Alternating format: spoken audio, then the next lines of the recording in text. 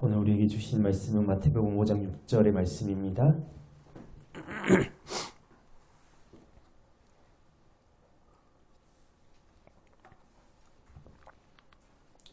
시음발 성경과 계획기정으로 되어 있습니다. 두 말씀을 다 우리 한 목소리로 다 같이 받도록 하겠습니다. 복됩니다. 의에 줄이고 목마른 사람들이여 그들은 배부를 것입니다. 의에 줄이고 목마른 자는 복이 있나니 그들이 배부를 것임이요. 아멘. 자, 오늘은 이 말씀을 주제로 말씀을 나누고자 합니다. 굶주리고 목말라야 할 의. 우리가 굶주리고 목말라야 할 의가 어떤 의인지 우리 그 말씀을 좀 나누고자 합니다. 예수님이 지금 4주째 산에서 못 내려오고 계시죠? 우리를 위해서. 오늘 이 본문은요, 하나님의 복을 받은 이들은 하나님이 주시는 의만을 바라보고 갈망하기 때문에 자기의 의, 나의 의는 진짜 의가 아니라는 것을 알게 된다고 말씀하시는 거거든요. 내가 의라고 생각하며 행했던 모든 행위, 이게 옳다라고 생각했던, 또 이게 맞다라고 생각했던 그런 행위들조차도 다 죄였다는 걸 깨닫게 된다는 겁니다. 그렇게 자기가 추구했던 의가 죄라는 걸 깨닫게 된 사람들, 이 사람들은 심령의 가난함과 애통과 온유의 삶을 살게 되는데 그게 진짜 굶주리는 건데 그 굶주림을 통해서 배가 부르게 된다고 말씀하시는 거죠. 그러니까 산상수훈, 저희가 지금 산상수훈에 이제 앞에 말씀을 나누고 있잖아요. 저는 이건 팔복이라 말을 안 한다 그랬습니다. 천국 백성의 8가지 특징이라고 저는 말하고 싶은데 이들은 이게 따로따로의 그런 특징들이 아니라 계속 사슬이 연결된 것처럼 다 연결되어 있는 특징이라는 거예요. 그러니까 우리가 처음에 나눴던 심령의 가난함은 애통을 불러오고 이 애통을 통해서 사람은 온유해지고 온유해진 사람들은 우리에게 주시는 그 의 때문에 굶주리고 목마르게 된다라고 말씀하시는 거예요. 나에게는 하나님을 기쁘게 할 만한 것이 조금도 없는 죄인이라는 것. 그걸 깨닫는 게 심령의 가난이라고 말씀드렸잖아요. 그리고 자신의 죄인됨으로 인해서 애통이 찾아온다고. 그러니까 이 애통은 그냥 슬픔이 아니라고 말씀드렸습니다. 나의 죄됨으로 인한 통곡이죠, 통곡. 이걸 애통이라고 말씀드렸고 그런 애통은 어떤 상황과 환경 속에서도 하나님의 뜻 앞에 온유해진다라고. 그러니까 저번에 온유의 뜻이 뭐라 그랬죠? 야생 짐승이 길들여지는 것처럼 훈련되어지는 거라 그랬잖아요. 그러니까 온유는 그냥 하늘에서 뚝 떨어지는 게 아니라 우리의 삶을 통해서 만들어져 가는 게 온유라고 말씀을 드렸습니다. 그리고 하나님의 뜻 앞에서 그렇게 겸손함과 경외함을 유지하게 되는 온유로 이어지게 되고 그런 온유는 다시 의에 줄이고 목마른 자의 모습으로 드러난다. 나타날 수밖에 없다라고 말씀을 드리는 거예요. 그러니까 이게 다 이어져 있다고 말씀드립니다. 로마서에서 바울은요, 이 세상 스스로의 힘으로는 의인이 될 수 있는 존재는 단 한 사람도 없다고 말을 합니다. 로마 3장 10절에 그렇게 기록되어 있죠. 의인은 아무도 없다. 한 사람도 없다라고 그렇게 기록되어 있습니다. 그리고 전도서 7장 20절에도 이렇게 기록되어 있습니다. 의인은 이 세상에 단 한 명도 없다라고 기록이 되어 있다고요. 근데 성경에 보면은 꼭 의인인 것처럼 기록된 사람이 있지 않습니까? 욥. 근데 욥조차도 하나님 앞에는, 그러니까 욥이 진짜 하나님을 눈으로 보기 전까지는 욥도 의인이 될 수가 없었다고요. 그러니까 우리가 우리의 눈으로 봤을 때, 사람들의 눈으로 봤을 때 욥이 의롭고 온전한 사람이라고 기록이 되어 있긴 하지만 그조차도 의인이라고, 하나님 앞에서는 의인이라고 말할 수 없다라고 말을 합니다. 인간들 안에서는 의라는 것이 만들어질 수가 없어요. 그렇기 때문에 우리는 의에 줄이고 목마른 게 당연한데 우리의 삶은 그렇지 않아요. 우리는 다른 것에 목마르고 다른 것에 줄여 있지 않습니까? 우리 안에 없는 의에 줄여야 되는데 내 안에 의의 재료, 요소가 전혀 없다는 걸 깨달은 사람들은요, 당연하게 삶 속에서 의에 줄이고 목마름이 터져 나올 수밖에 없어요. 근데 안 그래요. 누가복음 15장에 기록된 탕자 있죠, 탕자. 탕자가 줄이게 되니까 어떻게 하냐면 쥐업 열매를 먹어요. 그런데 그조차도 없어서 줄여서 죽게 되니까 아버지께 돌아오잖아요. 물론 이것도 탕자의 의지로 돌아오는 건 아니에요. 탕자를 계속 기다리고 계셨더니 아버지의 마음이 전달이 되었기 때문에 탕자가 돌아오는 거지 탕자 스스로 돌아올 수는 없다고요. 우리랑 똑같거든요. 탕자가. 우리도 스스로 하나님께 돌아갈 수 없는 존재들입니다. 우리를 부르시는 하나님의 그 사랑과 은혜가 있기 때문에 우리가 하나님께로 돌아가는 거지 우리 스스로 발걸음을 해서 하나님께 돌아가는 게 아니라고요. 하지만 탕자는 줄여 죽게 되니까 아버지께로 돌아올 수 있는 그 은혜를 입게 되는 거라고요. 우리도 똑같아요. 우리 안에 그냥 굶주림으로 끝나는 게 아니라 이제는 다 죽게 되었을 때 우리가 하나님을 찾을 수 있다라고요. 그래서 하나님께서 우리 삶 가운데 하나님을 찾을 수 있는 사건들을 우리에게 자꾸 주시는 거예요. 우리를 힘들게 하려고 주시는 게 아니라 그 목적은 나를 찾아라고 주시는 거라고요. 그러니까 우리가 이런 고난과 이런 역경들 앞에서 우리가 취해야 될 올바른 행동은 하나님께 무릎 꿇고 하나님의 이름을 부르는 거예요. 누군가를 찾아가는 게 아니라고요. 그런데 사람들이 하나님으로부터 주어지는 이 하늘나라의 의보다 예수님 당시의 유대인들, 바리새인들 있죠. 그들이 자기 안에서 만들어내서 내어놓았던, 그러니까 자기들이 만들어가지고 이게 의라고 내어놓았던 그런 도덕적인, 그리고 자기들이 만족할 수 있는 그런 의를 여전히 쫓고 있어요. 지금 사람들도 똑같습니다. 그렇기 때문에 이 말씀을 우리가 오늘도 나누고 있는 거라고요. 그리고 이 말씀은 우리가 하나님 나라에 들어가서도 나눠야 되는 말씀이거든요. 그거는 나중에 뒤에 다시 나누겠습니다. 이 줄이다라는 단어, 이 단어는요, 페이나오입니다. 페이나오. 근데 이 단어가 언제 쓰였냐면 예수님께서 40일 동안 광야에서 금식하셨을 때 이 단어가 쓰이거든요. 예수님께서 줄이셨다라고 했을 때 똑같은 단어가 쓰입니다. 그러니까 40일을 굶어서 뱃속에 아무것도 없는 상태예요. 아무것도. 이런 상태를 말하는 거라고, 오늘의 줄임은. 그러니까 내 안에 아무것도 없음으로 인한 줄임, 목마름, 이걸 말씀하시는 겁니다. 근데 그 줄임이 지금 성도라고 불려지건 우리에게도 여전히 요구되어지고 있다는 거죠. 여전히 그 굶주림은. 진짜 너희 안에는 아무것도 없음을 인정하고 그게 진짜 배부름으로 연결된다라고 말씀하시는 거죠. 누가복음 6장 25절. 예수님께서 이제 똑같은 말씀을 이렇게 말씀하셨거든요. 배부른 자들은 화가 있다. 굶주리게 된다고 말씀하시는 겁니다. 그리고 오늘 우리가 봤던 본문은 이것이 반대로 되어 있는 거예요. 줄인 자들은 복이 있다. 너희가 배부르게 될 것이다. 라고 말씀합니다. 그리고 5장 31절과 32절에 이렇게 기록되어 있습니다. 예수님께서는 병든 사람을 찾아왔다. 나는 죄인들을 찾아왔다라고 말씀하신다고요. 그러니까 내 안에 줄이고 목마른 자임을 올바르게 인식하고 그 결핍, 그 굶주림을 하나님께 간구해서 하나님의 은혜로 채워지는 자들이 복을 받은 자들이지, 자신들 안에서 만들어낸 무엇인가를 내놓으면서 나는 배고프지 않은데요 라고 말하는 사람들은 이 앞에 말했던 말씀처럼 화가 있다라고 말씀하신다고. 화가 있다. 그러니까 내가 굶주린 자라는 걸 모르는 사람들은 화가 있다라고 말씀하시는 겁니다. 이렇게 배를 두드리는 사람들은 절대 하늘의 복과 상관이 없다라고 말씀하시는 거죠. 우리에게는 역사와 인생이라는 것을 주셨습니다. 하나님께서. 이 역사와 인생, 천지만물이 증거해야 되는 것은 딱 하나예요. 딱 하나. 그게 뭐냐면요. 왜 예수가 주인이신지, 왜 예수가 그리스도이신지, 이거를 증거하기 위해서 우리에게 생명도 주셨고 우리에게 역사도 주셨고 이 천지만물을 허락하셨다고요. 그러니까 우리가 왜 예수가 주인이고 예수가 그리스도이신지를 설명하는 도구로 주신 게 우리들의 역사, 우리들의 인생, 그리고 창조하신 피조물의 역할이에요. 역할. 나를 드러내라고 주신 게 아니라 예수 그리스도, 그분을 드러내라고 주셨다는 걸 사실은 우리는 명심해야 된다는 거죠. 지금 전 세계적으로는 인기 있는 게 뭐냐면 인본주의예요. 인본주의. 인본주의자들의 주장은 뭐냐면은 인간 중심적 사고예요. 그리고 이 사고에 따라서 인류 사회의 존엄과 가치를 중시하자라고 우리에게 주장을 합니다.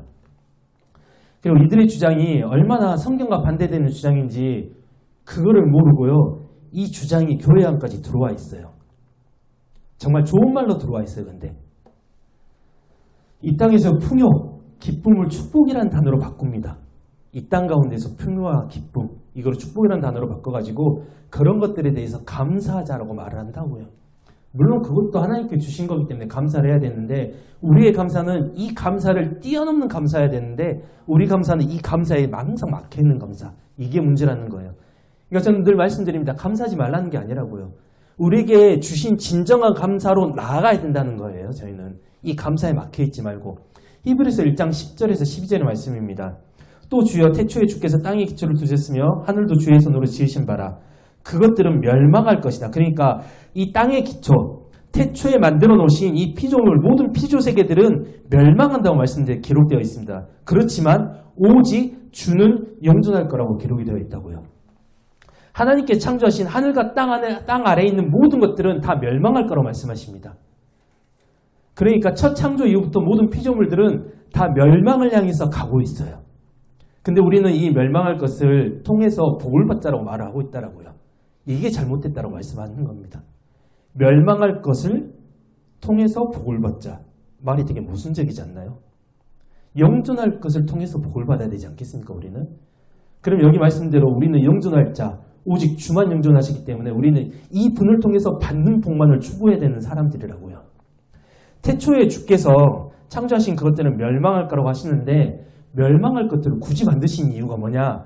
앞에서 말씀드렸던 것듯이 왜 예수가 주인이신지, 왜 예수가 그리스도이신지 이거를 증명하기 위해서 만드셨다고요. 그러니까 멸망할 세상은요, 영존하신 주를 드러내기 위한 모형입니다. 모형. 그리고 도구고 가건물이에요. 형진 전도사님, 가건물의 역할은 뭐죠? 가건물의 역할이 뭐죠? 가건물. 진짜 건물이 들어서기까지만 있는 건물이에요. 그러니까 진짜 건물이 들어서기 위해서는 반드시 이루어져야 되는 게 뭐냐면은 가건물이 철거가 돼야 되는 거라고요. 가건물 위에 세울 수는 없습니다. 없어야 되는 거예요. 그러니까 영존하실 주가 온전한 주로 이 땅 가운데 왕으로 서시기 위해서는요, 반드시 선행되어져야 될 게 뭐냐면은 멸망이에요, 멸망. 천지만물과 인간의 역사는요, 오직 주님만이 영존하신 분이고 모든 것의 주인이심을 증명하고 드러내는 도구라고 말씀드렸잖아요.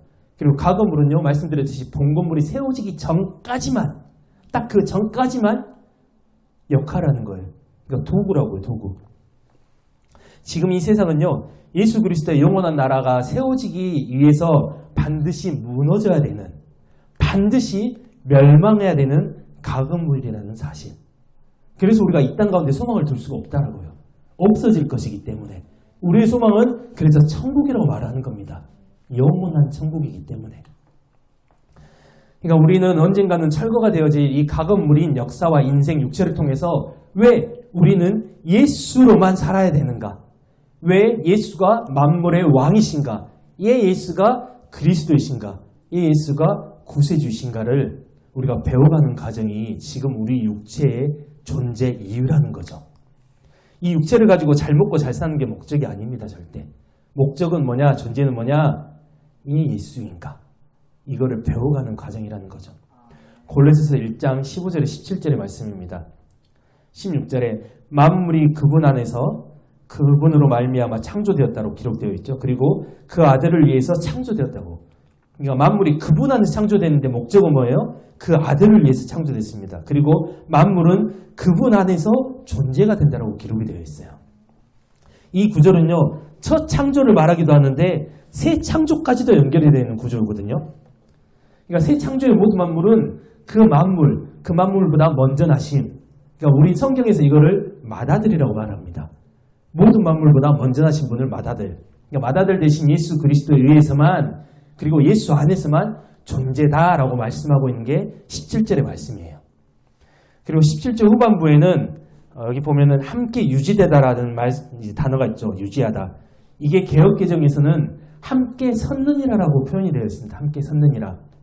근데 이 단어는 시니스템인데 이게 가지고 있는 의미가 뭐냐면은 함께 서다, 함께 존재하다, 그리고 뭐뭐로 구성되다라는 뜻이 있다고요.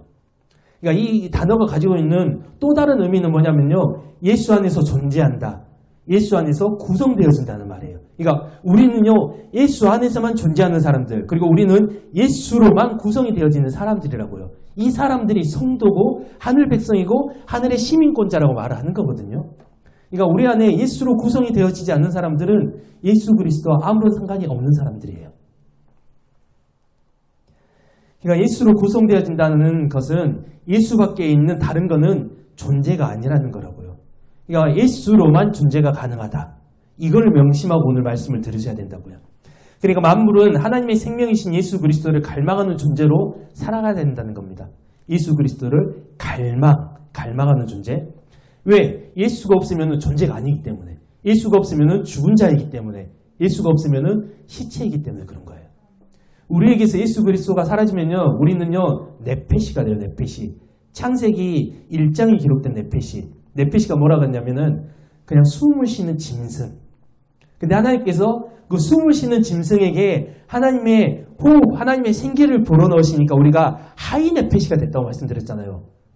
이게 호흡하는 생물이라고. 그냥 숨과 호흡은 아예 다른 거거든요. 숨은 그냥 우리의 생명을 유지하기 위해서 우리가 하는 이 수음이고, 호흡은 하나님께서 불어넣어 주신 생기를 말하는 거예요. 그러니까 이 생기가 없는 존재들은 우리가 흔히 보는 동물들이에요. 다 짐승들, 숨 쉬는 짐승들. 그러니까 창세기 1장과 2장에 기록되어 있는 사람도 똑같았어요. 하나님께서 그 코에 생기를 불어넣으시기 전까지 사람은 짐승이었다고 기록이 되어 있어요. 근데 하나님께서 그 코에 비로소 생기와 호흡을 불어넣으시니까 그가 생명이 되었다고 기록이 되어 있잖아요. 그러니까 우리에게서 하나님의 이 호흡과 하나님의 생기가 빠지면요, 우리는 똑같이 다시 그렇게 돌아가는 거라고요. 그래서 우리가 하나님의 하나님의 생명, 예수 그리스도를 계속 갈망해야 되는 이유는 뭐냐? 이게 우리에게서 빠져나가면은 우리는 그냥 네페시가 되기 때문이에요. 그래서 우리 삶 가운데서 늘 예수 그리스도를 갈망해야 되는 이유는 우리가 생명으로 살기 위해서라고요. 우리에게서 예수 그리스도가 없으면 우리는 똑같은 짐승, 우리가 손가락질하고 우리가 바라보는 짐승과 똑같아진다는 거죠. 요한복음 1장 1에서 14절을 보면은요, 요한은 말씀이신 예수가 창조주시고 그 안에만 생명이 있다고 말합니다. 1장 1에서 4절이죠. 그 말씀이 곧 하나님이셨다. 그리고 그 말씀이 그분이시다. 근데 그분은 태초에 하나님과 함께 계셨다. 그리고 모든 것이 말씀이신 그분을 통해서 창조되었고 그분 안에 생명이 있다라고 요한 사도가 기록을 했어요. 그러니까 태초의 창조 자리에 예수님께서 계셨다는 거예요. 어떤 형태로? 말씀의 형태로. 그러니까 천지창조는 정확히 말하면은 예수님께서 하셨어요. 물론 삼위일체 하나님께서 하셨는데 그걸 행하신 분이 예수님이시라고요. 창세기 1장에 보면은 하나님께서 말씀으로 태초를 창조하셨다고 기록이 되어 있잖아요. 그러니까 예수 그리스도께서 말씀이신 그분께서 천지를 창조하셨습니다. 그래서 천지 창조에 그분이 관여 안 하신 게 아무것도 없어요. 그리고 그분 안에 생명이 있다라고 기록이 되어 있습니다. 말씀이신 그분이 모든 걸 창조하셨기 때문에 그분을 통하지 않는 존재는 단 하나도 없다라고 말씀하시는 거예요. 지금 우리가 살아가고 있는 우리조차도 다. 모든 것은 말씀, 예수를 통해서 생겨났고 이 말씀 없이 생겨난 것은 하나도 없다. 그리고 그 말씀에 생겨난 모든 것이 그에게서 생명, 예수를 얻었으며 그 생명, 예수는 사람들의 빛이었다라고 기록이 되어 있습니다. 예수 그리스도에 의해서 창조된 모든 것은 그분을 통해서만 생명을 얻는다는 그 사실, 이 사실을 우리는 놓치지 말아야 되겠죠. 그러니까 예수가 생명을 붙지 않은 것은 생명이 그리고 존재가 아니라는 거예요. 그 이야기를 하고 있는 게 성경의 전체적인 메시지이고 역사가 우리의 인생이 예수 그리스도만이 우리의 존재이시다. 예수 그리스도만이 우리의 주인이시다라는 그 사실을 드러내는 도구로 쓰여지고 있다는 겁니다. 마태복음 24장 14절에서 보면은요. 이 하늘나라의 기쁜 소식이 온 세상의 땅끝까지 전파되어 모든 민족이 그 복음을 듣게 될 것이다. 그리고 그때야 비로소 종말이 올 것이라 말씀하십니다. 그리고 여기 하늘나라의 기쁜 소식은 복음, 우리가 알고 있는 유한겔리온이죠. 그러니까 우리가 복음 하는데 복음은요. 이 기쁜 소식이라는 단어 안에 다 담을 수는 없어요. 복음이 가지고 있는 게 되게 크기 때문에. 근데 복음은 물론 좋은 소식이에요. 굿뉴스라고 하니까 좋은 소식이 맞는데 이 좋은 소식을 받을 수 있는 사람들은 지극히 한정적이라는 거예요. 복음은 모든 사람들에게 좋은 소식이 아니에요. 예수를 가지고 있는 사람들에게만 좋은 소식입니다. 왜? 복음은요. 복음과 상관없는 사람들에게는 아무런 영향을 끼치지 않기 때문에. 그래서 복음을 복음이라고 말할 수 있는 게 우리에게 큰 은혜라는 거예요. 근데 이거를 우리가 진짜 복음을 전하잖아요. 그래서 사람들의 반응이 두 가지로 나타납니다. 첫 번째 반응은 스데반을 향했던 반응이에요. 스데반을 향해서 사람들이 어떤 반응을 일으켰죠? 돌을 들고 죽이는 반응. 그 두 번째 반응은 사도행전 2장에 기록되어 있는 베드로의 설교를 들었던 사람들의 반응이에요. 그들이 울어요. 우리가 어떻게 하면 되냐? 그러니까 베드로가 어떻게 합니까? 예수 그리스도의 이름으로 세례를 받고 그를 받아들이라 라고 말합니다. 그러니까 복음을 받는 사람들은 두 가지 형태로 나타난다고요. 한 사람은 돌을 들어서 던지든지 아니면 꿇어 엎드리든지. 근데 우리들은 이 복음 앞에 꿇어 엎드렸기 때문에 우리가 복음을 계속 나누고 있는 거잖아요. 그러니까 이게 은혜라는 거죠. 우리 손에 돌이 안 들려 있다는 것 자체가 은혜라고요. 그 사실이 계시되어야 할 존재들에게 온전히 다 계시가 되면은 가건물인 이 땅과 우리는 다 철거가 되는 거예요. 그러니까 복음이 받을 사람들에게만 받을 수 있는 사실이라는 거죠. 그래서 종말은요, 사명자들이 사명을 다 할 때까지는 종말이 오지 않아요. 왜? 하나님께서 기다리고 계시기 때문에. 우리가 잘해서 종말이 늦어지는 게 아니라 하나님께서 지금 그 이 사명을 위해서 참고 기다리시는 거예요. 어떤 것 때문에? 예수 그리스도만이 존재를 만들어 가신다는 이 복음이 모든 사람들에게 다 들려질 때까지, 근데 이거를 받을 수 있는 사람들에게 들려질 때까지. 그러니까 이 땅 가운데 살고 있는 모든 사람들에게 복음의 소식이 전달이 안 될 수도 있어요. 왜? 이미 일반 계시로 다 전달이 되었기 때문에. 천지 만물을 보면서 하나님이 살아계심을 이미 다 증거하셨기 때문에 특별 계시는 모든 사람들에게 다 들려지는 계시는 아닙니다. 그러니까 성도는요, 자신의 신앙 여정을 통과하면서 난 왜 예수가 아니면 죽은 자인가? 난 왜 예수의 은혜를 입지 않으면 아무것도 아닌가를 배워가야 된다고요. 그걸 의에 줄이고 목마른 자라고 말씀하시는 겁니다. 그라는 것 자체가 하나님의 열심이고 하나님의 생명이고, 그리고 그 자체가 성경에서 말하는 진짜 복, 이거를 성경에서는 바라크라고 기록합니다. 바라크. 이게 진짜 복이라는 거죠. 예수 그리스도를 알아가는 것. 우리가 발전하고 있다고 말하는 문명은요, 발전이 아니라 멸망을 향해서 가고 있습니다. 계속 멸망을 향해서 계속 전진해 가고 있는 거죠. 정보기술의 발전은 인간을 생각하지 않는 존재로 익사시켜 가고 있다라고 니콜라스 키라는 사람이 말을 했어요. 우리가 지금 마음껏 누리는 정보의 바다는 많은 정보를 제공을 해주는 건 사실입니다. 그런데 사람들을 굉장히 수동적인 존재로 만들어요.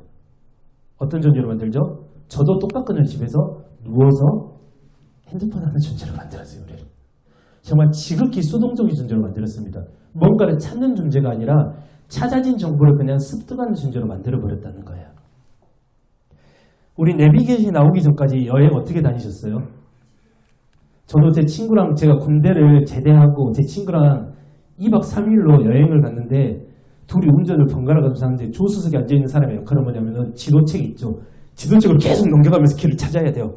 여기서 우회전, 저기서 좌회전, 이거 찾는 거예요. 우린 이렇게 여행을 다녔는데 지금은 어떻게 해요? 내비게이션이 없으면 다닐 수가 없어요. 일단은 처음 가는 길은 가장 첫 번째 하는 우리의 행동은 내비게이션을 킨다. 목적지를 검색한다. 그리고 탐색을 시작한다. 목적지 설정한다. 탐색 시작 누르고 그리고 이렇게 가잖아요. 그러니까 내비게이션이 없으면 우리는 어디를 못 가는 존재가 되어버렸다고요. 이제는 지도조차도 못 봐요. 우리는. 지도 볼 수 있나요? 지도도 없어요. 볼 수 있는 지도도. 그러니까 우리는 내비게이션 없이는 길을 못 찾는 바보가 되어버렸어요. 어느 순간. 우리 걸으면서도, 저 오늘도 이제 딸 찾으러 가면서 걸으면서도 네이버 지도로 길을 찾았거든요. 이렇게. 모르니까. 우린 이런 존재가 되어버렸다고요. 사고력을 상실해 가고 있는 거예요. 어떻게 보면은. 이게 점점 멸망을 향해서 가고 있는 거죠. 그런데 우리는 이런 걸 발전이라고 말합니다. 발전. 문명이 발전했다라고.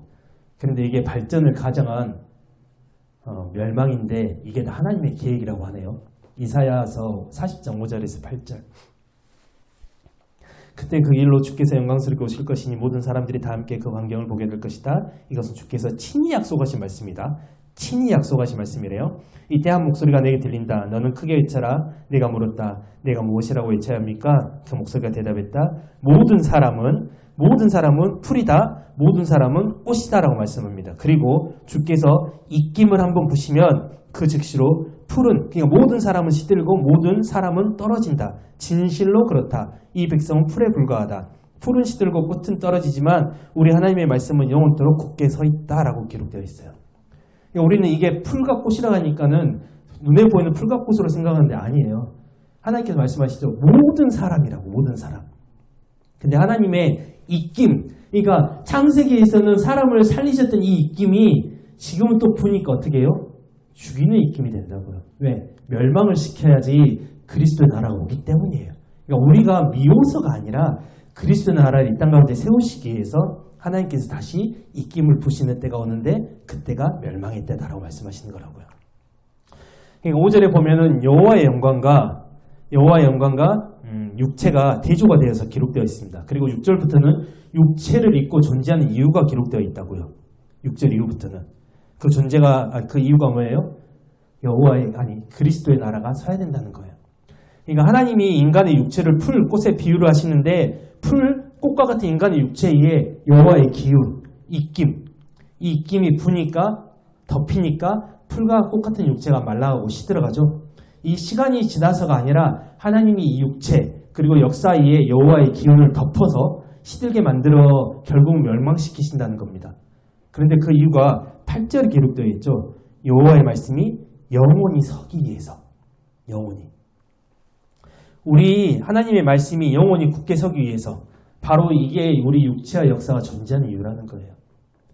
그래서 우리는 그냥 허투루 갔다 허투루 가는 인생이 아니라 하나님의 말씀이 이 땅 가운데 그리고 이 땅을 넘어서 하나님의 나라까지도 굳게 설 수 있도록 우리가 도구로 사용되어지는 사람들이라는 겁니다. 너희가 아닌 하나님과 그 말씀이신 예수 그리스도만이 영원히 존귀하시게 되고 그 안에 존재하는 자들만 그분과 영원히 선다는 것. 그걸 말씀하시는 겁니다. 그러니까 쉽게 말해서 우리 육체는요. 우리들이 흔히 보는 그런 풀과 꽃처럼 떨어지기 때문에 너희가 붙잡을 것은 오직 여호와의 말씀, 그분 한 분이라고 말씀하시는 거라고요. 그러니까 너희는 눈을 다른 데로 돌리지 마라고 우리에게 말씀하시는 겁니다. 이렇게 우리가 이 땅에서 육체를 입고 사는 이유는 여호와의 영광, 그러니까 즉 예수 그리스도를 통한 새 창조의 영광을 찬송하는 자가 되게 하시기 위한 거라고 말씀합니다. 이사야 43장 21절에서 마지막 절까지 좀 찾았으면 좋겠어요. 말씀이 너무 길어서 PPT를 못 만들었어요. 제가. 너무 길어서. 이사야 43장 21절에서 마지막 절까지.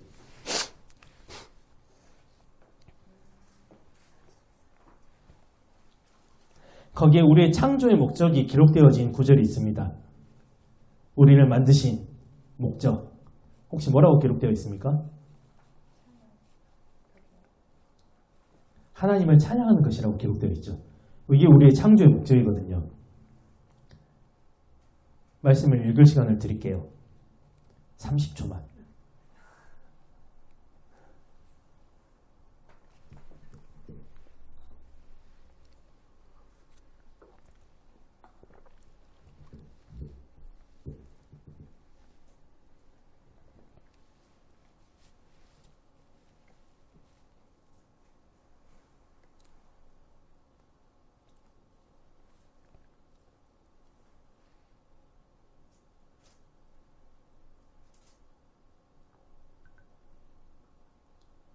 말씀 다 보셨습니까?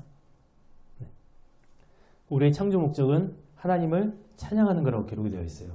그런데 사람들이 하나님을 찬양하기는커녕 하나님을 찾지도 부르지도 않았다고 기록이 되어 있죠. 그리고 지금 교회들도 하나님을 하나님으로 찾지 않고 이방의 우상처럼 하나님을 찾고 부르고 있다는 게 문제라는 거죠. 세상 사람들은 하나님 모르기 때문에 그럴 수 있다고 봐요. 근데 교회조차도 하나님을 진짜 하나님으로 생각하지 않는다는 거죠. 그냥 뭔가 하나 우리에게 주는 그런 이방신처럼 하나님을 대하고 하나님을 그렇게 찾고 있다는 게 문제라는 거예요. 어떻게? 돈 주세요. 잘되게 해주세요. 물론 우리가 육체를 입고 살아가기 때문에 이 부분에 우리가 달관할 수는 없긴 해요. 근데 우리의 모든 기도라고 하는 모든 그 제목들이 이것을 못 벗어난다는 게 저는 문제라고 보는 거죠. 그리고 이렇게 하면서 헌금하고 봉사하고 근데 하나님이 방금 본문 읽으셨잖아요. 그러시잖아요. 내가 언제 너희한테 이런 거 저런 거 나한테 가지고 오라 하니? 라고 말씀하셨다고요. 하나님은 우리에게 요구하시는 거 뭐냐면은 나만을 찬양하라는 거예요. 나만을. 그런 거 들고 와서 나한테 바치는 게 아니라 하나님이 말씀하시지 않은 것들을 하나님께 드렸다라고 착각하면서 그분을 이방의 우상으로 만들어버렸습니다. 우리가 11조해야 복받는다. 뭐 해야 복받는다. 그러면서 성경에도 없는 헌금 항목도 만들었죠. 헌신 강요하죠. 하나님이 갚아주실 거다. 그리고 받지 않으시는데 뭘로 갚아주신다는 걸 모르겠어요. 하나님이 받으셔야 갚아주시는 거 아닌가요? 근데 하나님께서 받지도 않으시는 것들을 드리면서도 하나님께서 갚아주실 거라고 그렇게 우리를 세뇌시키는 게 교회의 모습들이라고요. 실제적으로. 내가 얼마를 바치면 하나님이 복 주실 거야. 이거는요. 불교에서 나왔어요. 불교에서. 그리고 내가 몸을 들여서 헌신하면 하나님이 복 주실 거야. 이건 힌두교에서 나온 거예요. 그리고 내가 시간을 정해서 정성을 다하면 하나님이 복 주실 거야. 그러면서 우리가 시간을 정해서 기도도 하고 말씀을 보지만 정작 중요한 건 뭐냐면은 그 말씀 가운데 계신 하나님은 보지 않고요. 그 기도를 들으신 하나님께는 별로 관심이 없어요. 이것은 샤머니즘에서 나온 거예요. 그러니까 우리는요. 불교에서 하고 있는 걸 우리도 똑같이 하고요. 힌두교에서 하는 걸 똑같이 하면서 우리는 샤머니즘에서 하는 걸 똑같이 하면서 우리는 이게 기독교라고 말한다고요. 그런데 기독교는 이런 게 아니거든요. 기독교는 말 그대로 그리스도교잖아요. 예수교. 이게 기독교잖아요. 예수님이 전부 되시는 그런 종교. 호주에 나도라는 식물이 있대요. 나도. 이름도 웃기죠. 나도. 나도라는 식물이 있는데 그 식물을요. 가루로 만들어가지고 빵을 만들면은 밀가루빵하고 구분이 안 된대요. 그런데 나도 가루에는요. 영양분이 단 1도 없대요. 이가 나도 가루로 빵을 만들어서 먹으면 배는 부른데 영양이 실제로 죽은다 그럽니다. 우리 지금 기독교의 모습이 이러지 않습니까? 배는 부른데 예수는 없는 거. 우리 기독교가 나도로 만든 빵을 먹고 있다고 저는 생각을 하는 거거든요. 예수교인데 예수는 없어요. 나만 있어, 나만. 기독교가 무엇인지 바울이 이렇게 정리를 해줍니다. 내가 사는 것이 아니라 내 안에 그리스도께서 사시는 거다. 이게 기독교라고 말을 한다고요. 내가 아닌 예수. 바울이 말하는 기독교라는 것은요. 내가 아닌 예수가 내 안에 살아가는 그리고 살아서 역사하시는 그런 믿음의 공동체. 이게 기독교라고 말씀하십니다. 예수가 아닌 내가 드러난다면은 그리스도의 십자가는 헛된 것이라고 말합니다. 21절에. 그리스도의 십자가의 죽음은 헛된 것이다. 원래 바울은요. 갓 잡은 생선처럼 율법이 깔아놓은 위에서 발탁 뛰던 사람이었잖아요. 근데 이 바울이 예수 그리스도를 만나면서 완전히 바뀐 사람이에요. 어떻게? 이 고백을 하는 사람으로 바뀌었잖아요. 그렇게 살아서 역사했던 사람이. 그러니까 그가 복음을 제대로 알게 되니까 자기 힘으로는 할 수 있는 게 아무것도 없다는 것을 깨닫게 되는 거예요. 내가 지금까지 해왔던 모든 게 바울이 내가 지금까지 해왔던 모든 거 자기의 열정으로 했던 모든 게 하나님의 은혜, 그 구속의 은혜가 아니었으면 나는 아무것도 아니라는 걸 깨닫게 되었다는 거예요. 그러자 자신은 이미 십자가에서 예수 그리스도와 죽었다라고 고백을 합니다. 지금 내가 살아있는 내가 예수 안에서 새롭게 살아난 피조물이구나 라는 것을 이 갈라디아서를 통해서 고백하고 있는 거예요. 바울이 이렇게 말하고 있음에도 불구하고 사람들은 자기들의 처음 자리인 피조물의 자리는 모르고 여전히 고개가 뻣뻣해져 가지고 내 기준의 관점에서 의를 끊임없이 준비합니다. 이거는 에덴 동산에서부터 지금까지 계속 되어지는 일이에요. 그리고 아마 종말의 날까지 계속 되어질 거라고 봅니다. 근데 성경은요 분명하게도 하나님의 의와 사람의 의를 구별하고 있습니다. 로마서 10장 3절. 그들은 하나님에게서 비롯되는 의를 알지 못하고 자기들 스스로의 의를 세우려고 있으므로 하나님의 의를 따르지 않았습니다. 이거를 개역개정에서는 뭐라고 되어 있냐? 하나님의 의를 모르고 자기 의를 세우려고 힘써 하나님의 의에 복종하지 아니하였느니라 라고 기록되어 있어요. 근데 힘써라는 이 제테오가 가지고 있는 뜻이 뭐냐면은 찾다라는 게 있어요. 찾다.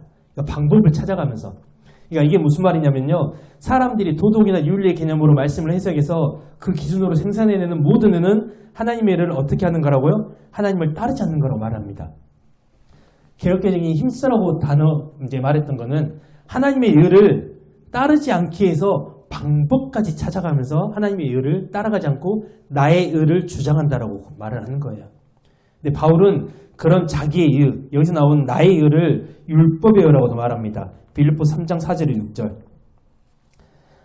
바울이 이제 이렇게 자랑하죠. 육체로 말할 것 같으면 나는 누구보다 훨씬 더 자랑할 게 많다.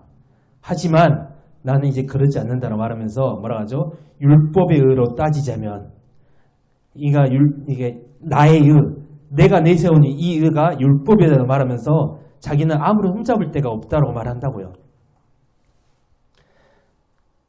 누군가 비교를 한다면 나는 자신 있다. 이렇게 말합니다. 근데 지금 우리의 모습도 그러지 않습니까? 우리가 신앙이라고 말하는 거, 우리가 교회 안에서 말하고 있는 신앙생활이라고 말하는 것들이 대부분 우리는 비교하지 않나요? 누군가 나를 비교해서 나는 조금 더 나아. 그래서 나는 믿음이 있어. 이게 우리의 신앙생활의 지금 결과인 것 같아요. 그러니까 바울이 율법이에요. 이게 전부라고 생각했던 그 율법이라는 열심히 교회를 세우는 게 아니라 교회를 핍박하는 결과를 낳았다고 말합니다. 유대교회의 열성으로는 그리스도의 교회를 심히 박해한 자요라고 해요. 근데 바울이 진짜 하나님을 낮추기 위해서 한 사람은 아니잖아요. 바울도 하나님을 위해서 했던 사람인데 바울이 보니까 이게 하나님을 위해서 한 게 아니라 되려 하나님을 더 깎아내린 행동이었다는 거. 예수 그리스도의 기독교를 죽이는 거라는 걸 나중에 깨달았다고 고백을 합니다. 그러니까 교회를 핍박하는 결과를 낳았더라. 교회의 진정한 의미를 퇴색시켰다라고 말합니다. 지금도 교회 안에는 율법교회가 충만한 사람들의 공통점은 무엇이냐? 누군가 나를 계속 비교하면서 나는 우월해. 이게 바로 자기라는 거예요. 나는 새벽에 한 번도 안 빠졌는데 저 장로님 왜 자꾸 빠져? 나는 우리 가정에 일 있어도 주일에 한 번도 안 빠졌는데 저 집사님 왜 자꾸 빠져? 이런다고요. 그러니까 사람들을 바라보는 눈이 우리는 그래요. 왜? 우리 안에 죄가 많기 때문에 그런 거죠. 이런 식으로 계속 누군가 비교하면서 나를 우월로 이끌어가. 근데 기독교는요, 누군가를 살피는 종교가 아니라 나를 살피는 종교예요, 나를. 누군가를 이렇게 도끼 눈 뜨고 쳐다보는 게 기독교가 아니라고요. 그 도끼 눈을 거울을 통해서 나를 쳐다보시기 바랍니다. 창세기 1장에서 3장, 에덴 동산에 율법이 있었습니까? 없었어요. 율법, 613가지 율법은요, 신의 산 아래에서 주어지잖아요. 그러니까 에덴은 율법이 없어도 정말 좋은 낙원이었어요. 하나님이 벌거벗고 나오시면은 그냥 벌거벗은 대로 살면 돼요. 이거 하나님이 먹으라면 먹고 먹지 말라면 안 먹어요. 이게 낙원이라고요. 그러니까 성경은 이걸 낙원이라고 말합니다. 무언가 풍성해서 내 삶이 풍요롭고 걱정의심이 없는 곳이 낙원이 아니라 하나님의 말씀대로 이루어지는 곳. 이게 낙원이고 이게 천국이라고요. 우리가 가야 될 곳도 천국입니다. 하나님의 말씀대로 이루어지는 것. 근데 그것이 불편하지 않을 자신이 있으십니까, 혹시 우리? 제가 저번에 말씀드렸잖아요. 하나님의 말씀으로 모든 것이 이루어지는 그 상황이 불편하지 않을 자신이 있냐는 거예요. 그렇게 말씀으로 이루어지는 것에 익숙해지라고 우리를 이 땅 가운데 지금 훈련시키신다고 제가 저번에 말씀드렸잖아요. 근데 우리는 이 훈련을 달가워하지 않습니다. 그래서 자꾸 말씀을 무시하고 내가 원하는 대로 마음대로 살고자 해요. 지금 육체의 때에 말씀을 싫어하는데 우리가 육체를 입은 이 시기에 말씀을 싫어하는데 좀 죄송합니다. 재수없게 천국을 가버리잖아요. 하나님의 말씀이 너무 싫어. 근데 우리가 재수없게 천국을 가면은 그곳은 천국일까요? 지옥일까요? 물론 갈 수도 없겠지만 천국을 천국되게 하시기 위해서 이 땅 가운데서 우리가 광야의 훈련을 겪게 하시고요. 천국을 소망하게 하시는 거라고요. 그런 사람들이 가는 것이 천국입니다. 낙원 천국은 나의 주체성, 의지, 뜻, 비전, 야망 이런 건 하나도 없고요. 오직 하나님의 뜻만 부어지고 이루어지고 하나님의 뜻에 의해서만 경륜되어지고 움직여지는 곳, 바로 그것이 낙원이고 천국이라는 거예요. 낙원은 내게 좋은 곳이야. 나에게 좋은 곳이 아니라 하나님께 가장 좋은 곳이 낙원이고 천국입니다. 그리고 그것이 그래서 천국을 우리가 뭐라고 부르냐면은 하나님 나라라고 부르는 거예요. 하나님께 가장 좋은 곳이기 때문에. 근데 우리는 그것을 소망하는 이유는 뭐냐? 이곳에서 그렇게 잘 훈련되어진 사람들은 하나님의 나라가 곧 나의 나라가 되기 때문이라고요. 그런데 문제는 에덴에 선악과 먹지 마라는 법이 떨어지니까 인간의 실체가 드러났다는 거예요. 그러니까 우리에게 주신 율법은 제가 계속 말씀드리죠. 율법이 우리에게 주는 유익은 뭐라고요? 내가 누구인지를 보게 하는 유익이 있다는 거예요. 이거를 지키는 게 아니라 바울도 계속 끊임없이 말을 합니다. 로마서를 통해서. 이 선악과 사건을 뭐 단순히 죄를 지었다, 타락을 했다 그런 관점으로 이해하시지 말고 이 법의 기능, 이 율법의 기능, 이 법의 기능 때문에 인간은 항상 자기의 존재를 폭로당한다. 이 법은 우리를 자꾸 폭로한다. 뭐라고 폭로해요? 너는 죄인이다. 라고 폭로한다는 걸 깨달아야 된다는 거예요. 그러니까 로마서 7장이 계속 이 얘기를 하고 있는 거예요. 로마서 7장은요. 그게 율법으로 주어지고 신약의 뭐 여러 가지 명령들로 우리에게 주어진다는 거죠. 왜 명령이 주어진다고요? 아, 우리는 진짜 죄인이 맞구나. 이 사실을 깨닫게 하기 위해서라고. 제가 지금 몇 주째, 아니요, 처음 교회가 개척되어지고 나서부터 계속 말씀드리는 거잖아요. 그런데 유대 땅의 사람들부터 지금 전 세계의 기독교인이라고 말하는 사람들이 그 법을 어떻게 해요? 지키겠다라고 말한다고. 그렇게 살아서 하나님 나라 가겠다라고 말합니다. 그렇게 살아서 하나님 나라 가겠다. 그렇게 생각해서 그렇게 살겠다. 성화를 이루어가겠다라고 말한다고. 성화를. 그리고 그 힘으로 천국을 쟁취하겠다라고 말합니다. 이 말이 얼마나 비성경적인 말인가요? 성경은 뭐라고 해요? 너는 아무것도 아니니까 낮아져라. 그리고 예수만 붙들어라. 그리고 내가 너를 불러오는 천국으로 와라 그러는데 사람들 뭐라 그래요? 아니요, 제가 할 수 있어요 라고 말한다고요. 얼마나 비성경적입니까? 그 법을 통해서 하나님께 갈 수 있는 게 아니라 나는 죄인이 맞습니다를 깨달으라고. 그걸 깨달은 사람은 예수 그리스도를 갈망하게 되고 그 예수를 붙잡은 사람이 하나님 나라에 가게 된다. 그게 바로 구원의 진리라고 말씀하신다고요. 그럼 그 율법 왜 줬다고요? 죄인인 걸 깨달아라. 너의 존재를 알라는 거죠. 애굽의 병사들처럼 홍해에 빠져서 죽어야 될 너희들임에도 불구하고 내가 너희를 구원한 구원자라는 사실, 그 사실을 잊지 마라. 이렇게 말씀하시는 겁니다. 내가 너희 대신 내가 바로 예수 그리스도가 그 죽음의 바다에 대신 빠져 죽었다라는 것을 명심하라는 거예요. 저번에 우리 요나서 잠깐 나누면서 말했잖아요. 그 구속의 은혜.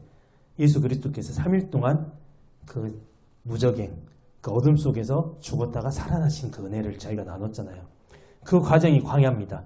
광야에서 이스라엘의 1세대들이 다 죽이시잖아요. 너희는 이렇게 죽을 자라는 것을 가르치시는 거라고요. 우리는 하나님의 법 앞에서 이미 죽은 자입니다. 우리는 살았다고 말할 수 없는 자예요. 그 율법 앞에서 우리는 이 작은 티끌만큼의 의도 내놓을 수가 없는 자들입니다. 우리가 책의라고 내놓은 그 의조차도 헤어지고 더러워진 옷 같다고 이사야서 64장 6절에서 말합니다. 우리의 모든 의로움조차 다 낡고 닳아 더러워진 옷과 같다라고 기록이 되어 있죠. 성경은 이렇게 계속 말씀하시는데도 인간들은 계속 어떻게 해요? 바벨탑을 쌓아요. 나의 의로 바벨탑을 쌓아라고 합니다. 하나님이 보시고 한번 불면은 다 무너지고 없어질 그런 바벨탑을 우리는 여전히 쌓아가고 있어요. 그리고 바벨탑은 교회 안에서 더 많이, 더 높이 쌓아져 갑니다. 로마서 3장 20절은 그러한 역사와 율법의 역할에 대해서 잘 설명해 주고 있습니다. 빨간색으로 제가 해놨어요. 잘 보시라고. 우리로 하여금 스스로가 죄인이라는 사실을 깨닫게 해줄 따름이다 라고 기록되어 있습니다. 그러니까 우리는 내 죄인 맞습니다. 저 죽은 자 맞습니다. 저 같은 시체 안에는 살아있다라고 말하시는 게 단 하나도 없네요 라고 이렇게 고백을 해야 된다고요. 우리는. 아마 아시는 분들 아실 거예요. 하버드 대학에서 가장 인기 있는 강의가 뭐였냐면은 저스티스였어요. 이게 책으로도 나왔죠. 책으로도. 정의란 무엇인가? 마이클 샌델 교수의 정의란 무엇인가? 혹시 이 책 읽어보신 분? 안 읽어보셨습니까? 저도 안 읽어봤어요. 읽을 용기가 안 났습니다.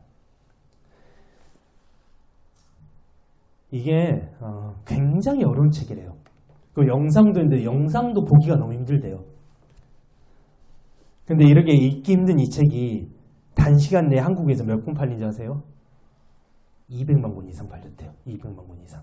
근데 미국에서는 20만 권 정도밖에 안 팔렸대요.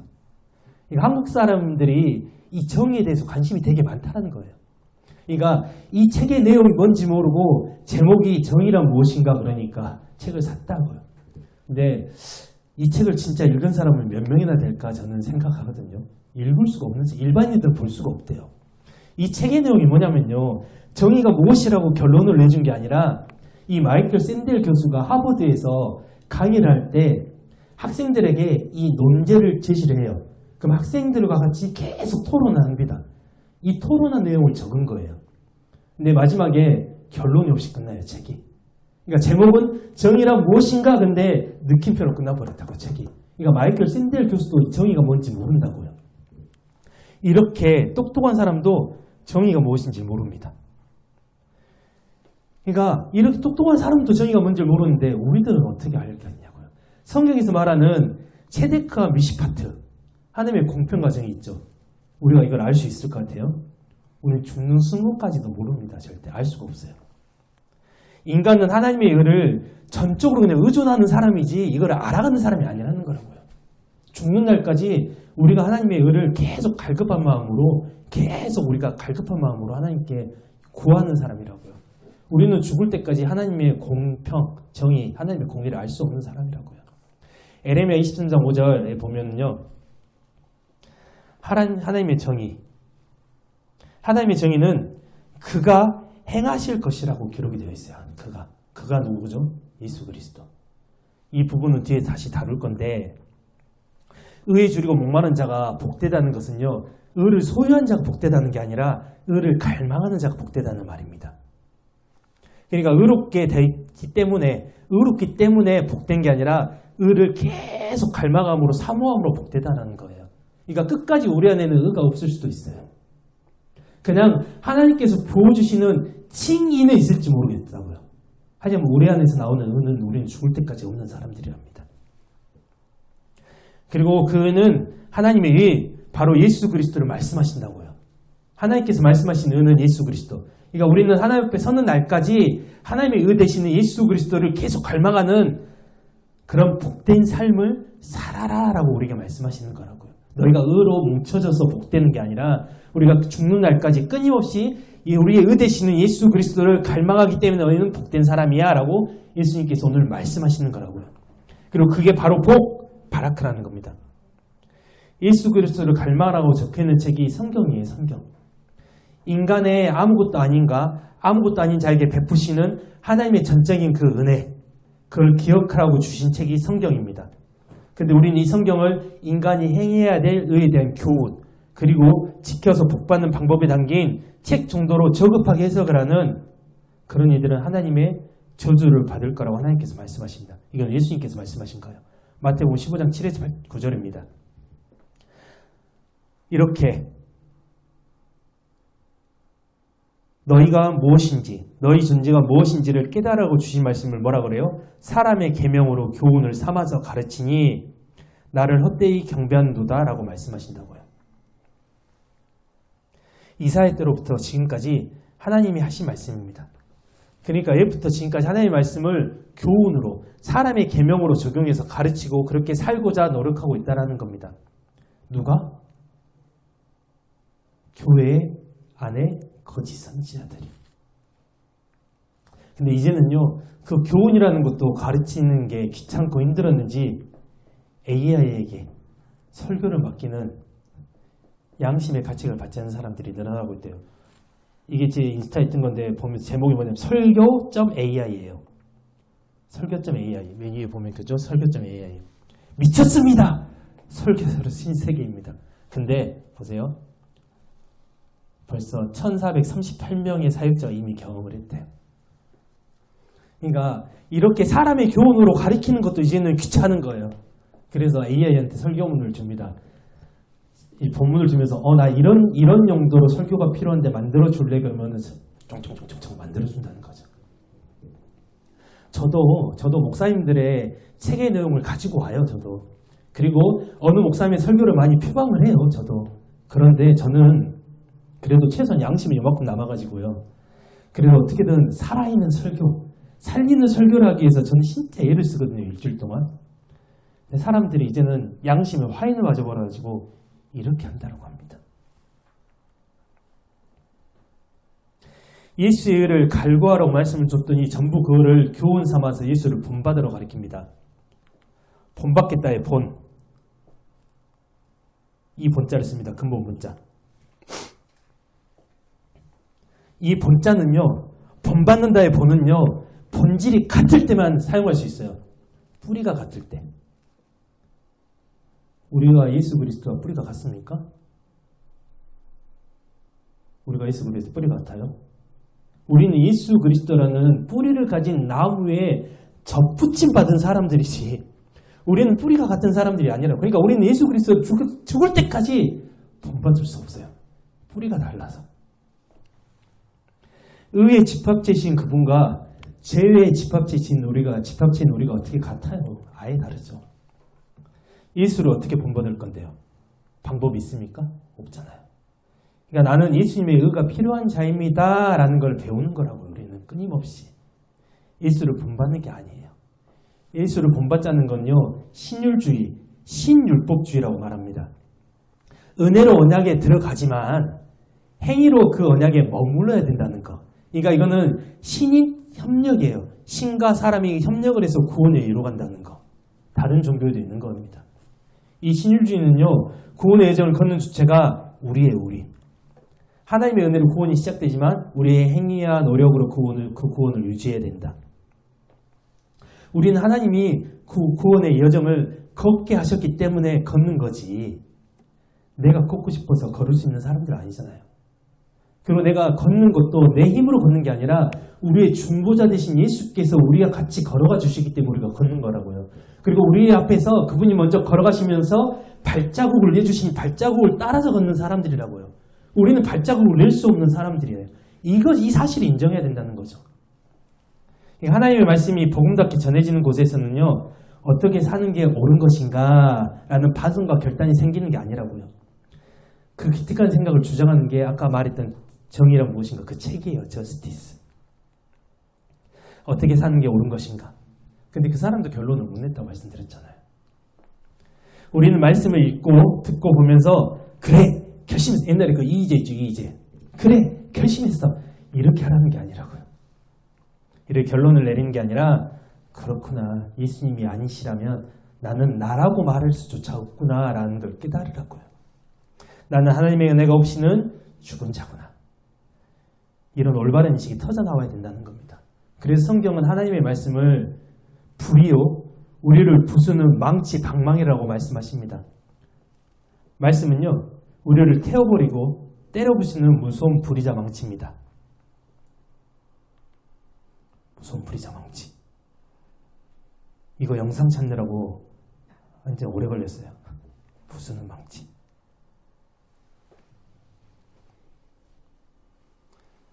우리도 말씀 앞에서 이렇게 쪼개져야 되는 사람들이거든요. 이렇게 타야 되는 사람들이고. 그런데 뭐라고 말씀하시냐. 그러므로 나 주가 말한다. 보라 자기들끼리 서로 간에 말을 도적질하면서 내가 한 말이라면서 거짓말하고 다니는 거짓 예언자들을 내가 칠 것이다 라고 말씀하신다고요. 하나님의 말씀을 도적질한 자는 누구예요? 누구?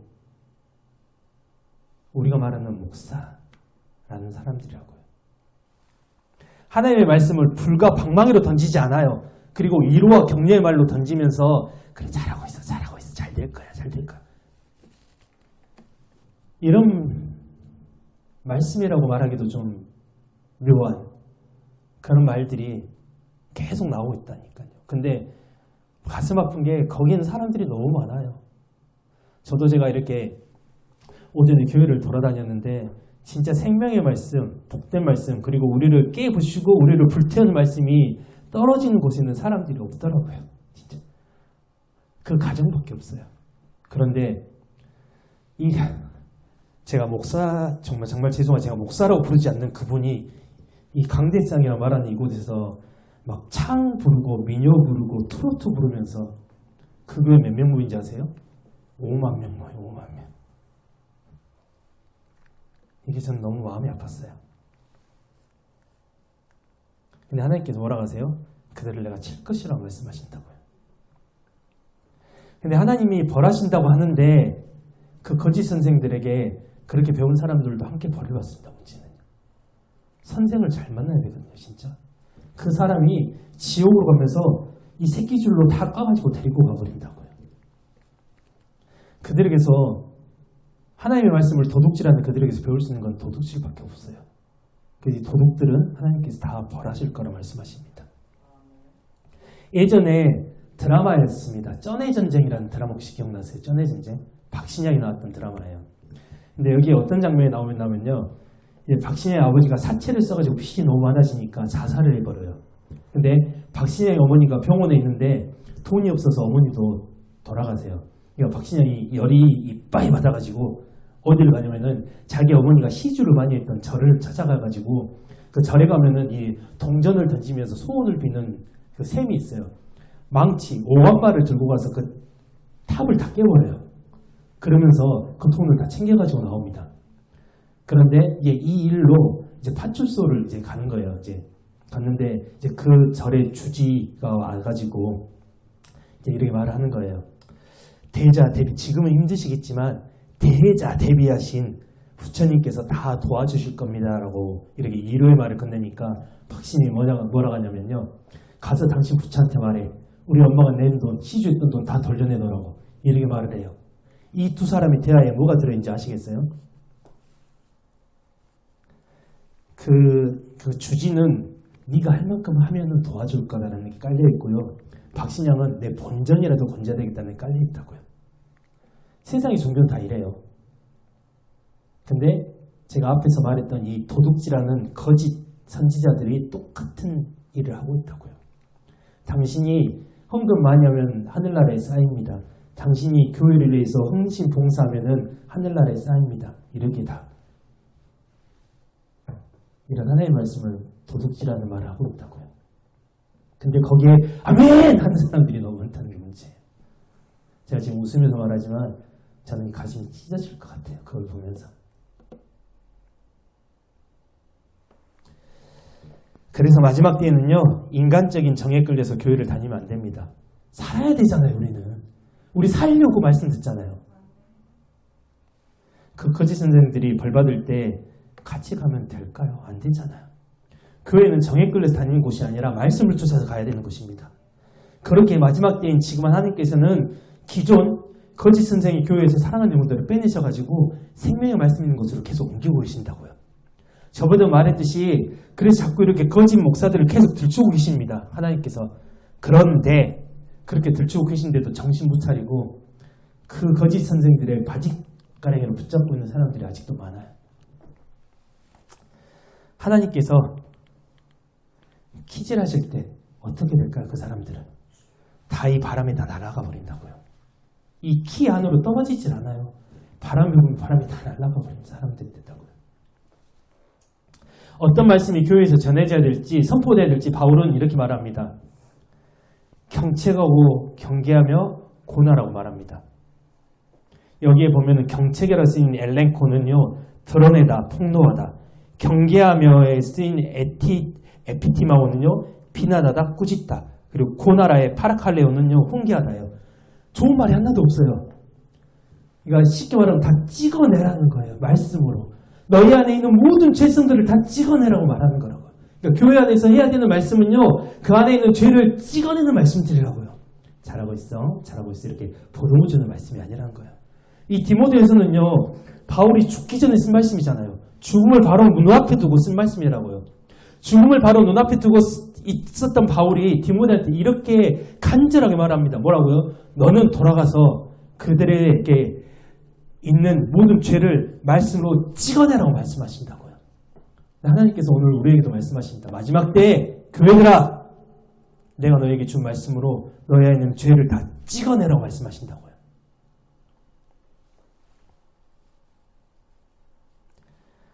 그러니까 바울이 자신의 마지막 앞에서 말씀으로 위로가 아닌 그들의 죄를 소환하고 드러내고 꾸짖고 책망하라 이렇게 말을 하고 있다 합니다.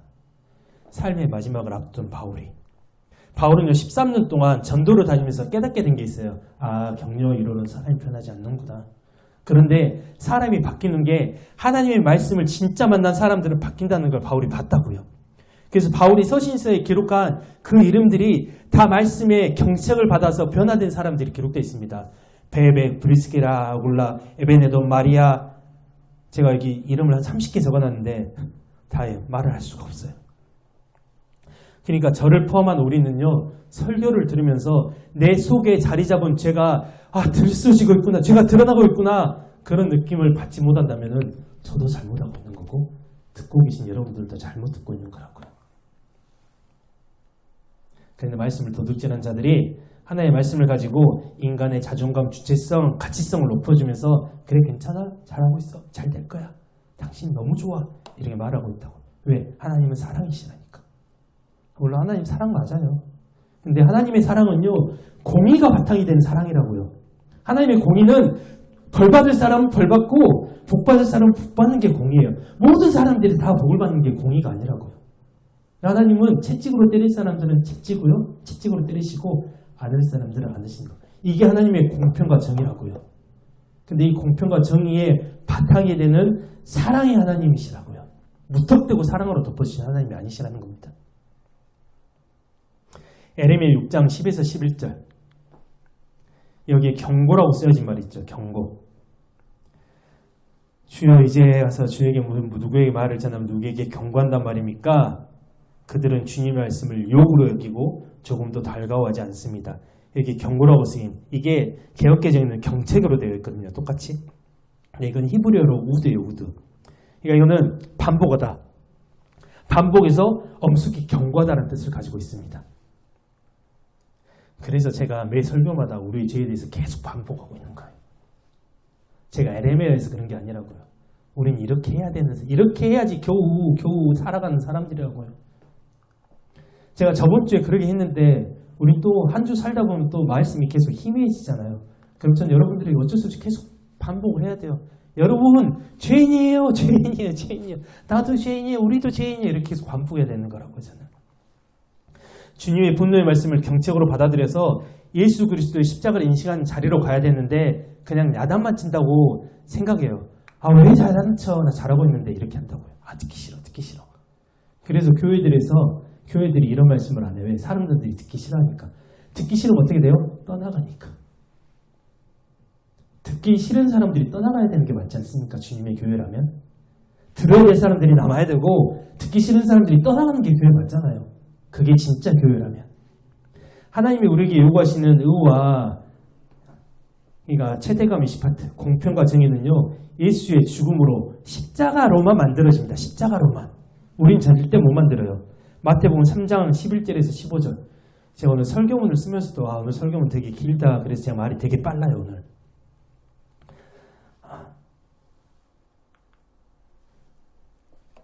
마태복음 없네?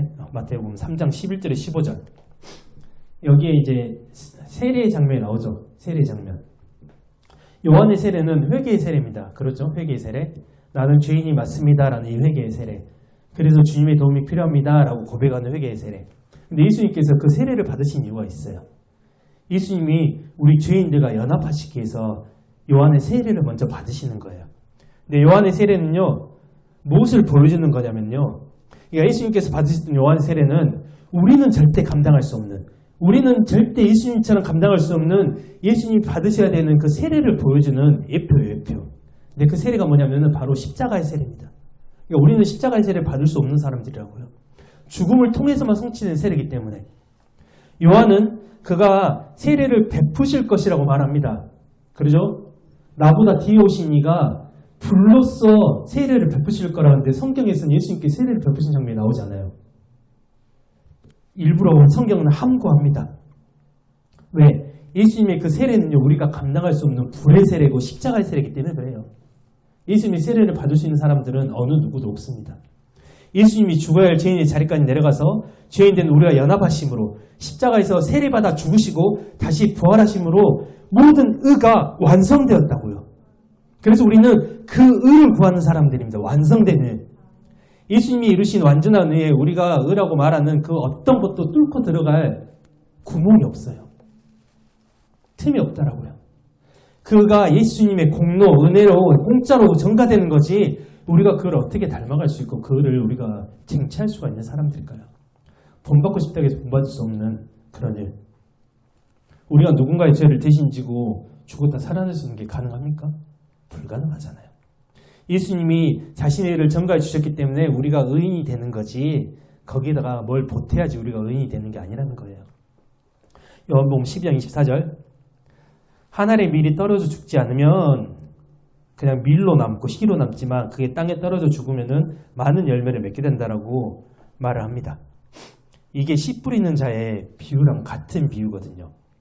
거기에서 씨 뿌려진 씨라는 그 말이에요. 이 하나님의 밀이. 그러니까 예수님이라는 그 밀알, 그 씨앗이 뿌려져가지고 밭이 옥토가 되는 거지, 밭을 우리가 옥토로 만들어서 그 씨를 열매 맺게 할 수 없다는 겁니다. 씨 뿌리시는 분이 그 밭을 기경하는 게 맞지, 밭이 밭을 기경한다는 것은 모순이지 않습니까? 밭이 밭을 기경해요. 어떻게 기경해요? 뭘로 기경할 건데요? 그래서 이 씨 뿌리는 자의 비유는 제목 그대로 씨 뿌리는 자의 비유라고요. 밭의 비유가 아니라고요. 이 밀알이 떨어져서 죽어서 많은 열매가 맺힌다는 건요, 이 씨의 죽음의 공로로 그분의 의가 다른 것들에게까지 전가가 되어서 그것들이 살게 되었다라는 거예요. 그러니까 우리가 갈급해야 될 일은, 계속 말씀드립니다. 우리가 갈급해야 될 일은 예수 그리스도라고. 예수 그리스도. 다른 의가 아니라. 고린도전서 15장 20절과 히브리서 2장 10절. 예수께서 죽으셨다 살아나셔서 모든 사람들의 첫 열매가 되셨다. 그리고 히브리서 2장 10절. 만물이 그를 위하여 또한 그로 말미암아 그 말미암은 이가 많은 이들의 아들을 이끌어서, 그러니까 맏아들이 다른 사람들이 이끌어서 영광에 들어가게 하신다.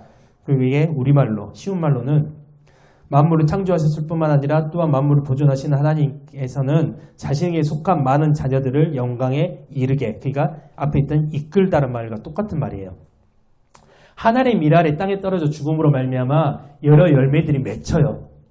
예수 그리스도의 죽음으로 우리가 열매처럼 맺히는 거라고요. 하늘의 밀알 때문에. 그러니까 예수님의 첫 열매가 되셔서 함께 맺혀진 그 열매들 있죠. 우리들. 이 열매들을 천국으로 이끌어 가신다는 말이에요. 그러니까 우리의 첫 열매 되신 예수 그리스도, 하나님의 맏아들 되신 예수 그리스도께서 다른 열매들, 다른 아들들인 우리들을 이끌고 같이 그 나라로 같이 데리고 가주신다는 말이죠. 그러니까 우리로는 갈 수 없다는 말이에요. 그러니까 이게 칼빈이 계속 말하는 구원론이라고요. 우리의 공로는 아무것도 없습니다라고 고백하는 거. 근데 자꾸 여기에 우리의 의를 자꾸 뭔가 첨가를 시킨다고요. 그래서 성화를 주장한다고요. 성화로서는 천국을 갈 수 없습니다. 성화를 1000% 1000% 이뤄도 우리는 천국을 갈 수 없다고요. 예수 그리스도가 빠져버리면요. 세례 요한에게 세례를 받으셨던 장면 떠오르세요? 예수님께서 세례를 받고 나오셨을 때 어떤 일이 벌어지죠? 하늘이 열린다고, 하늘이. 그러니까 이 말은 뭐냐면요, 그 전까지는 하늘이 땅에 대해서 열리지 않았다는 거예요. 근데 예수 그리스도께 세례를 받으시니까 하늘이 열렸다고 말합니다. 그러니까 어느 누구도 하늘을 열 수 없어요. 예수님의 세례는요, 모래세례가 아니라 십자가의 세례를 예수님의 세례라고 제가 말했잖아요. 일표하는 거라고. 십자가에서 예수님의 세례가 완성될 때 어떤 일이 벌어지죠? 지성소 휘장이 갈라지잖아요. 마태복음 27장 51절. 성소 휘장이 찢어지고, 마가복음 15장 37에 38. 성소 휘장이 찢어졌다. 그러니까 예수님께서 세례를 받고 나오셨을 때 하늘이 열리는 게 1표였는데 예수님께 십자가의 세례를 완성하시니까 휘장이 갈라짐으로 죄로 인해서 하나님과 우리에게 막혔던 모든 담이 찢어졌다고. 아까 우리 찬양했죠. 주는 평화, 막힌 담을 놓으셨네. 예수님의 죽음, 십자가의 세례가 우리 앞에 막혀져 있던 모든 담을 허물어 버리셨다고요. 그래서 우리가 하나님께로 우리가 갈 수 있는 길이 열린 거지. 만약에 예수님께서 십자가에서 달리지 않으셨으면요, 우리 앞에는 여전히 휘장이 계속 그대로 있다고요. 우린 지성소를 들어갈 수 없는 사람들이잖아요. 그러니까 제 말은 우리는 예수 그리스도가 아니면은 죄의 문제에 대해서 어떤 해결책이 없다라고 고백을 하는 사람들이어야 됩니다. 우리가 다 외우고 있는 말씀인 요한복음 14장 6절의 말씀. 내가 곧 길이요 진리요 생명이다 말씀하셨던 거. 길, 진리, 생명이신 예수에서만 갈 수 있는 그게 바로 의라는 거예요. 다른 의는 절대 없습니다. 기억하십시오. 로마 3장 21절에서 22절. 율법과 상관없이 하나님께서 의롭게 받아들여지는 길이 있다. 하나님에게서 비롯된 이 의로움은 주어지는 거다. 라고 하는. 누구에 의해서? 예수 그리스도에 의해서 주어지는 거다. 그런데 내 힘으로 그 하늘을 뚫고 그 하늘을 찢어보겠다라고 계속 바벨탑을 쌓고 있는 우리. 오늘부터 우리가 바벨탑을 중지하시기 바랍니다. 나도 모르게 우리 바벨탑을 쌓아요. 계속 끊임없이. 하늘의 주인 말고는 어느 누구도 하늘을 찢을 수도 없고 하늘을 뚫을 수도 없습니다. 그래서 모든 일이 완성되는 그 자리, 그 예수님의 그 세례, 여기서 하늘이 열리는 것이고 휘장이 찢어지는 거라고요. 에레미야 23장 5절 6절 아까 나눴던 말씀이죠. 의로운 가지 하나가 나와서 공평과 정의를 실현할 것이다 라고 말합니다. 그리고 우리의 의라고 이름을 불릴 것이라고 말합니다. 의로운 가지가 예수 그리스도, 그 예수가 공평과 정의를 행하실 것이다 라고 말합니다. 너희가 행하는 게 아니라는 거예요. 너희가 예수께서 행하실 것이다라고. 하나님이 우리에게 요구하시는 은은요 바로 그 의예요. 그 예수 그리스도를 우리에게 요구하시는 거라고요.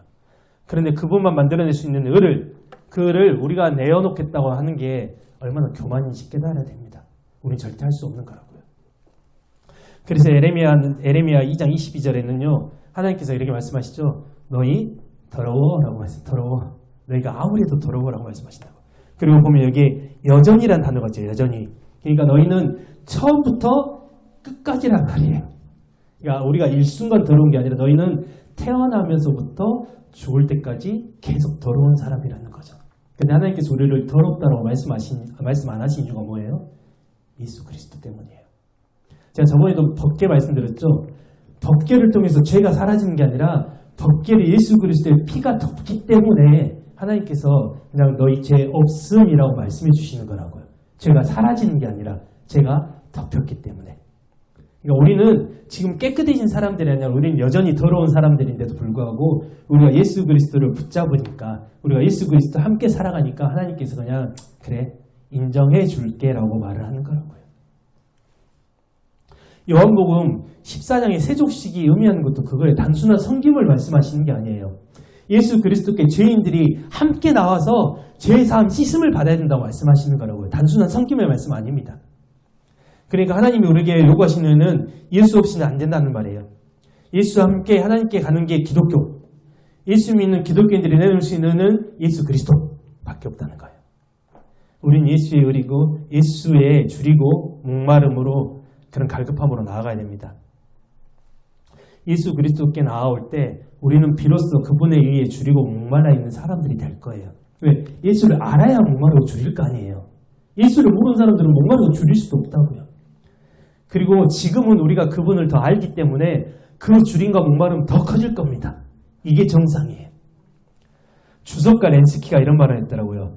이러한 줄임과 목마름은 계속 되어질 거고 채워지고 회수되는 그 순간 훨씬 더 커질 거라 말합니다. 우리도 그런 은혜가 있어야 된다고요. 우리의 목마름과 줄임은요. 그 나라에서도 연장될 거예요. 왜?